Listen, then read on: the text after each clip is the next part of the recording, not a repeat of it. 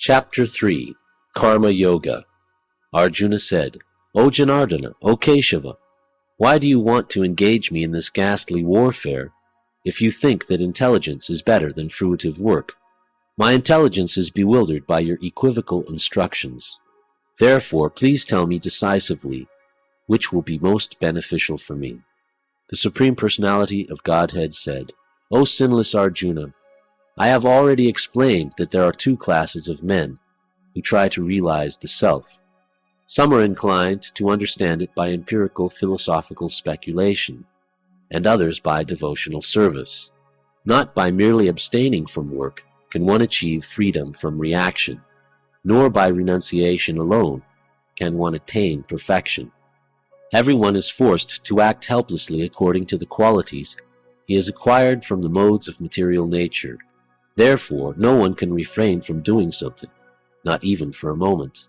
One who restrains the senses of action, but whose mind dwells on the sense objects, certainly deludes himself and is called a pretender. On the other hand, if a sincere person tries to control the active senses by the mind and begins karma yoga in Krishna consciousness, without attachment, he is by far superior. Perform your prescribed duty, for doing so is better than not working. One cannot even maintain one's physical body without work. Work done as a sacrifice for Vishnu has to be performed.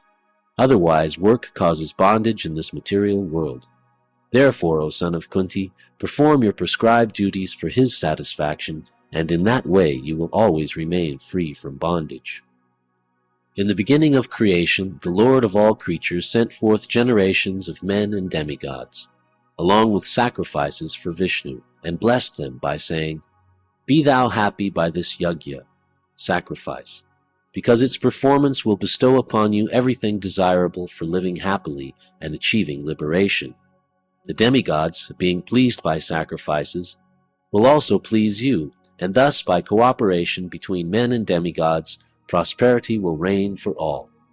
In charge of the various necessities of life, the demigods, being satisfied by the performance of yajna, sacrifice, will supply all necessities to you.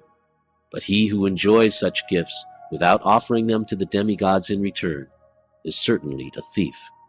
The devotees of the Lord are released from all kinds of sins because they eat food which is offered first for sacrifice. Others who prepare food for personal sense enjoyment verily eat only sin. All living bodies subsist on food grains, which are produced from rains. Rains are produced by performance of yajna, sacrifice, and yajna is born of prescribed duties.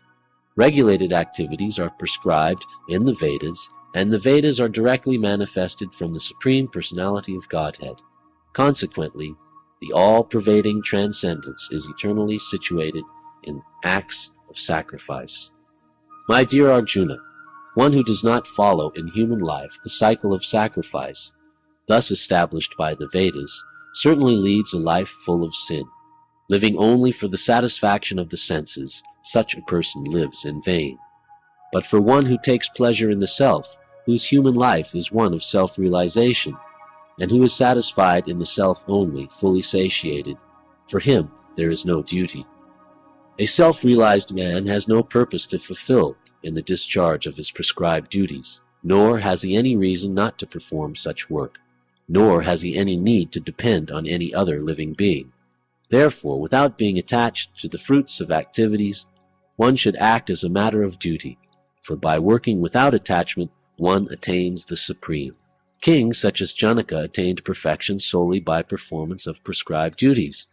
Therefore, just for the sake of educating people in general, you should perform your work. Whatever action a great man performs, common men follow, and whatever standards he sets by exemplary acts, all the world pursues. O son of Pritha, there is no work prescribed for me within all the 3 planetary systems, nor am I in want of anything, nor have I a need to obtain anything, and yet I am engaged in prescribed duties. For if I ever failed to engage in carefully performing prescribed duties, O Partha, certainly all men would follow my path. If I did not perform prescribed duties, all these worlds would be put into ruination. I would be the cause of creating unwanted population, and I would thereby destroy the peace of all living beings. As the ignorant perform their duties with attachment to results, the learned may similarly act, but without attachment, for the sake of leading people on the right path, so as not to disrupt the minds of ignorant men attached to the fruit of results of prescribed duties. A learned person should not induce them to stop work.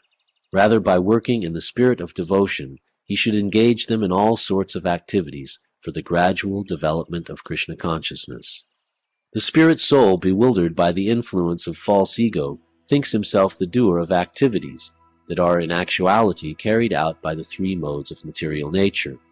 One who is in knowledge of the absolute truth, O mighty armed, does not engage himself in the senses and sense gratification, knowing well the differences between work in devotion and work for fruitive results.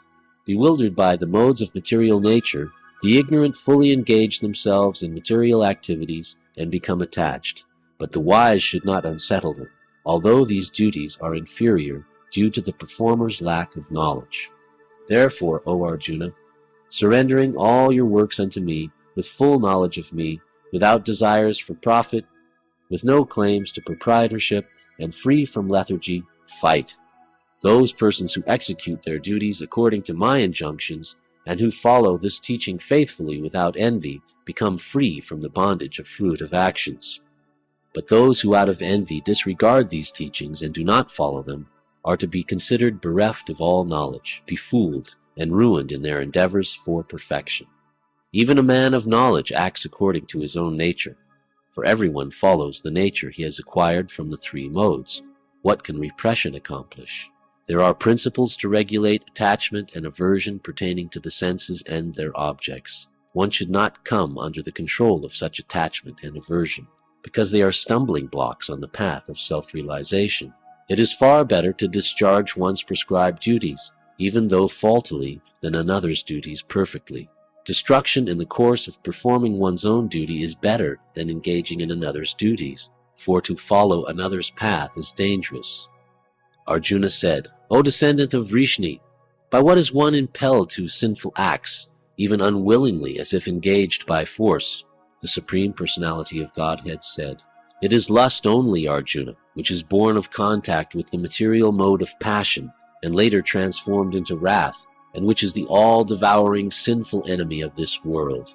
As fire is covered by smoke, as a mirror is covered by dust, or as the embryo is covered by the womb, the living entity is similarly covered by different degrees of this lust.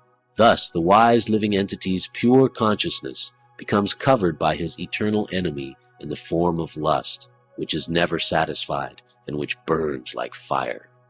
The senses, the mind, and the intelligence are the sitting places of this lust. Through them, lust covers the real knowledge of the living entity and bewilders him. Therefore, O Arjuna, best of the Bharatas, in the very beginning curb this great symbol of sin, lust, by regulating the senses, and slay this destroyer of knowledge and self-realization. The working senses are superior to dull matter. Mind is higher than the senses. Intelligence is still higher than the mind.